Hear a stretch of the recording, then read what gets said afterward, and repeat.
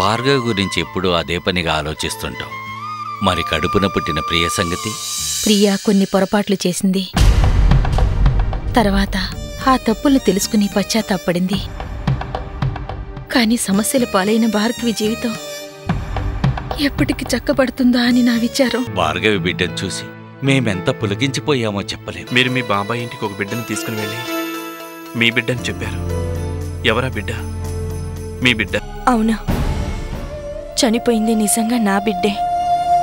ప్రియ దగ్గర నుంచి ఆమె పెంచుకుంటున్న బిడ్డని తీసుకెళ్ళి ఆ రోజు వాళ్ళకి నా బిడ్డే అని చెప్పాను. అవినాష్ గారికి ఏమైందో చెప్పండి. తను చనిపోయినా పర్వాలేదు, తన కూతురుకో మంచి తల్లి దొరికిందని మీ సేవా గుణాన్ని పదే పదే పొగుడుతూ అభినందిస్తూ తన మనసులో నిన్ను దేవతగా ఆరాధిస్తున్నాడని చెప్పను. అంటే అవినాష్ గారు ఆయన ఇంక బతకడమ్మా. అంటే అవినాష్ గారు ఆయన ఇంక బతకడమ్మా.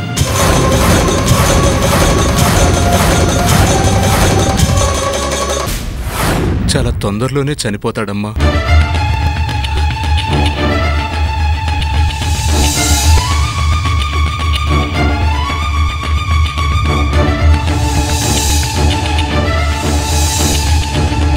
అన్ని విధాలా బాగా ఉన్నవాడే కాని ఆయుష్ ఒక్కటే అతనికి లేదు.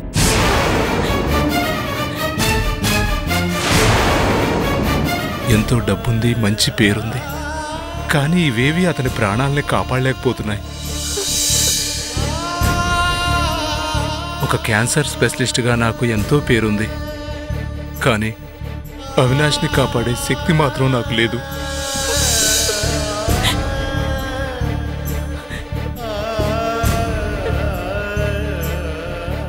ఇంతకు మించి నేనేమీ చెప్పలేనమ్మా.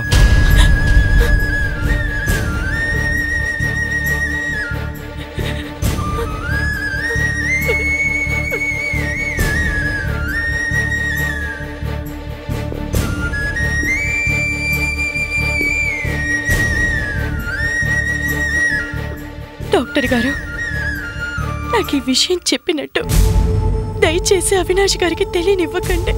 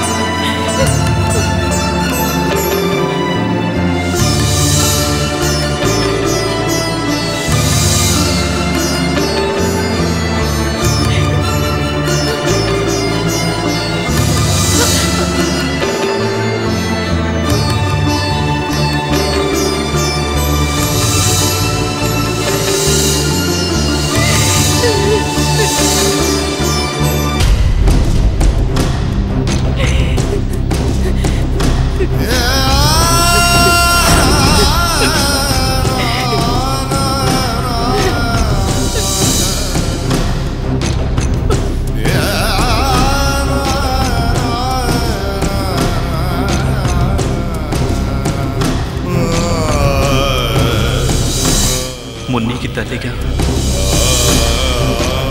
మీరున్నారు కదా భార్గవి.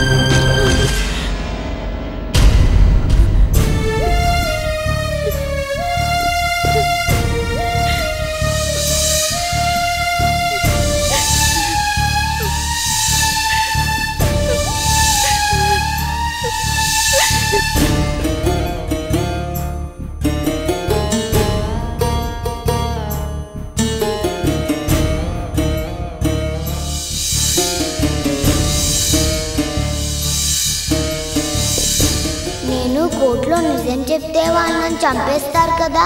మరి నేను చచ్చిపోతే నా మీద బెంగతో డాడీ కూడా చచ్చిపోతారు కదా. డాడీ చచ్చిపోతే నువ్వు ఎలా బతుకుతావు మమ్మీ?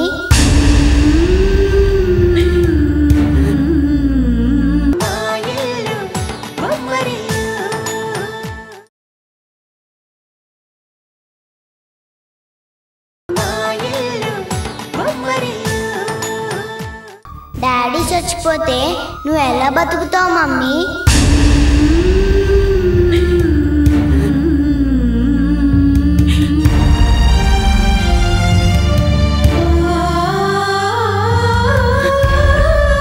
పిచ్చి తల్లి, మనందరికంటే ముందే మీ డాడీ తన చావుని వెతుక్కున్నాడమ్మా.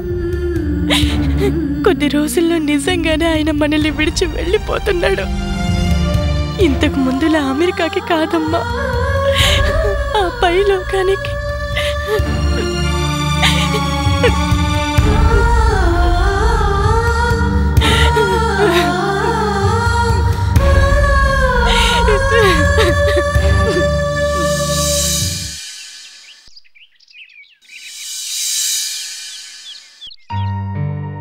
భార్గవి, మున్ని స్కూల్కి రెడీ అయిందా?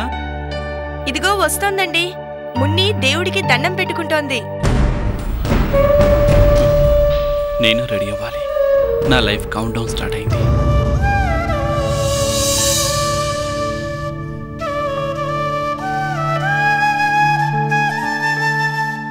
ఈరోజు పూజ గదిలో ఇంతసేపు ప్రార్థిస్తున్నావేంటమ్మా? మమ్మీ, ఇవాళెందుకో దేవుడికి చాలా సిద్ధన్నం పెట్టాలనిపించింది. మరేమో నువ్వు నేర్పిన శ్లోకాలన్నీ చదివాను.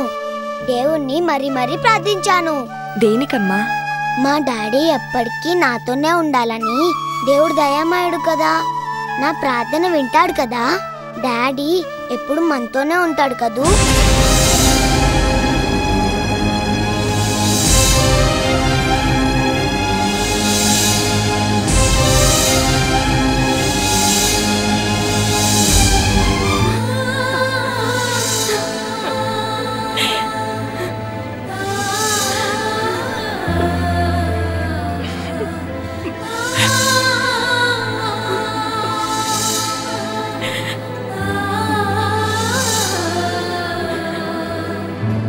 ఉంటారమ్మా.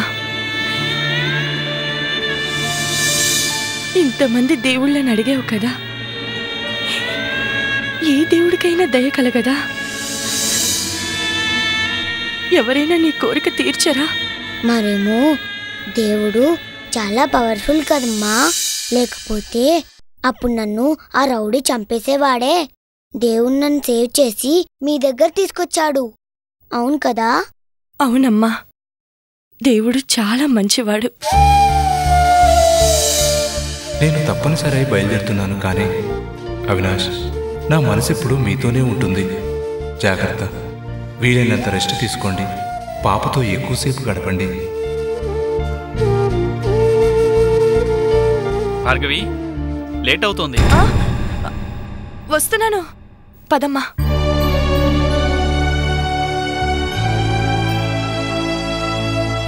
సారీ భార్గవి, మర్చిపోయాను. నేను ఇవాళ అర్జెంటుగా ఆఫీస్కి వెళ్ళాలి. మన వర్కర్స్కి బోనస్ పేమెంట్ రెడీ చేయాలి. ప్లీజ్ మున్నిని మీరే స్కూల్కి తీసుకెళ్ళండి. అవినాష్ గారు, డాక్టర్ గారు మిమ్మల్ని రెస్ట్ తీసుకోమన్నారు. ఇంటి దగ్గరే ఉండండి. బయట పనులేమైనా ఉంటే నేను చూసుకుంటాను. ఆఫీస్ ఫైల్స్, చెక్ బుక్స్ కూడా ఇంటికే తెప్పిస్తాను. ఎస్, ఆ బాధ్యతలన్నీ మీరు బాగా చూసుకోగలరని నాకు తెలుసు. కానీ ఇవాళ ఒక్కసారి ఆఫీస్కి వెళ్ళొస్తాను.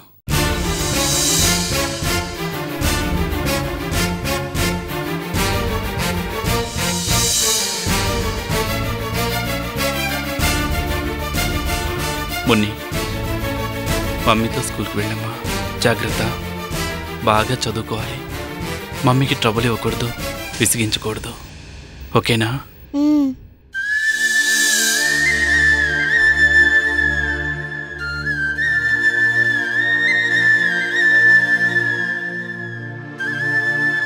భార్గవి, మున్నిని జాగ్రత్తగా చూసుకో. ఏమంటున్నారు మీరు? ఏంటి అప్పగింతలు? ముందు మీరు వెళ్ళి రెస్ట్ తీసుకోండి. ప్లీజ్ ఒక్కసారి చివరిసారిగా ఆఫీస్కి వెళ్ళొస్తాను. ఇంకా రేపటి నుంచి వెళ్ళలేనేమో. మీరన్నట్టే రెస్ట్, కంప్లీట్ రెస్ట్.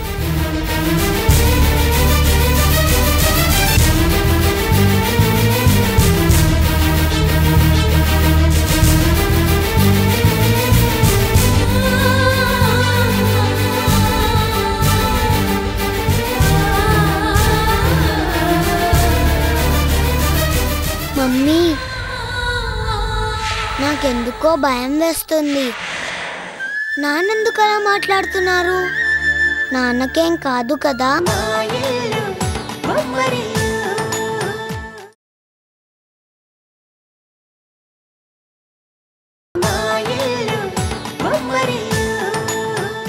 నాకెందుకో భయం వేస్తుంది. నాన్నెందుకు అలా మాట్లాడుతున్నారు? నాన్నకేం కాదు కదా? ఏం కాదమ్మా, దేవుడికి దండం పెట్టావు కదా. బాగా దండం పెట్టాను. డాడీ బాగా ఉండాలని, ఎప్పుడూ నాతోనే ఉండాలని మరీ మరీ రిక్వెస్ట్ చేశాను. మమ్మీ, దేవుడు నా మాట వింటాడు కదా?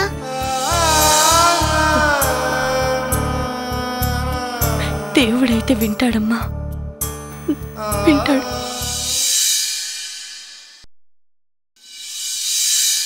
భార్గవి, ఏమిటిలా వచ్చావు?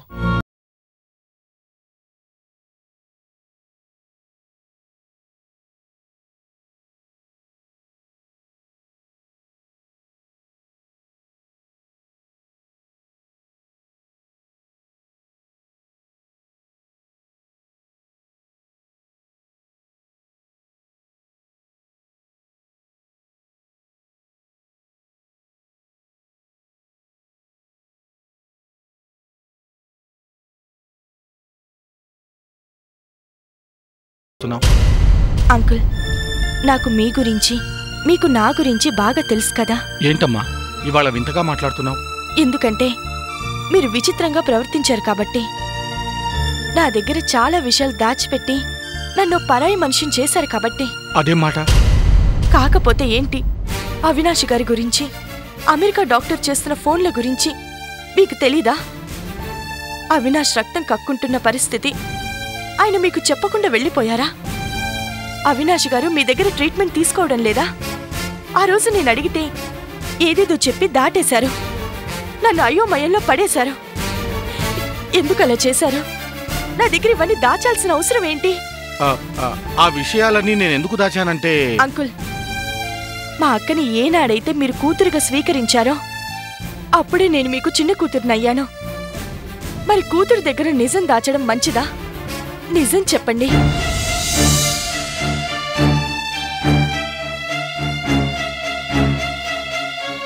అవినాష్ గారి పరిస్థితి చాలా ప్రమాదకరంగా ఉంది కదూ. ఆయన ఎక్కువ కాలం బ్రతకడు కదూ. ఈ సంగతి మీకు ముందే తెలుసు కదూ. తెలిసే నాకు చెప్పలేదు కదా అంకుల్. అమ్మా Bhargavi, please control your self. ఇది ఏ డాక్టర్కి రాకూడని సమస్యమ్మా. మామూలుగా అయితే పేషెంట్ క్లిష్ట పరిస్థితుల్లో ఉంటే తప్పనిసరిగా ముందు అతని వాళ్ళకి, నెమ్మదిగా అతనికి యాక్చువల్ పొజిషన్ గురించి చెప్పేవాణ్ణి. కానీ మనది కేవలం వైద్య సంబంధం మాత్రమే కాదు, మానసిక సంబంధం కూడా ముడిపడి ఉంది. మీరంతా నా కుటుంబ సభ్యులమ్మా. అందుకే ఎంతో కుమిలిపోతున్నాను.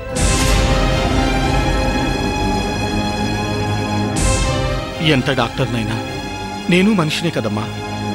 జ్ఞాపకాలతో నేను, భ్రమలో నా భార్య, కూతురి కోసం పడే తపన, వేదన నాకు స్వానుభవమే. అలాగే కూతురి కోసం ఎంతో తప్పించిపోయే అవినాశిక బతకడం తెలిసి సున్నిత మనస్కురాలువైన నువ్వు తట్టుకోలేవని ఆ రోజు నీకు ఏదో సర్ది చెప్పి పంపించేశాను. నువ్వు నా కూతురు లాంటి దానివని, నిన్న ఆ రోజు నుంచి ఇప్పటిదాకా మానసిక వేదకి గురి కాకుండా అబద్ధంలోనే కాలం గడిపేలా చేశానమ్మా. ఇంకిప్పటికైనా నిజం చెప్పండి అంకుల్. అవినాష్ గారి పరిస్థితి ఏంటి? ఆయన ప్రాణానికి ప్రమాదం ఉంది కదా.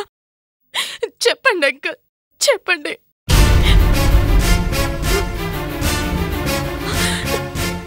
అంకుల్. ఎస్, అవినాష్ ఇంకా ఎక్కువ కాలం బతకడు. అతనికి లివర్ క్యాన్సర్.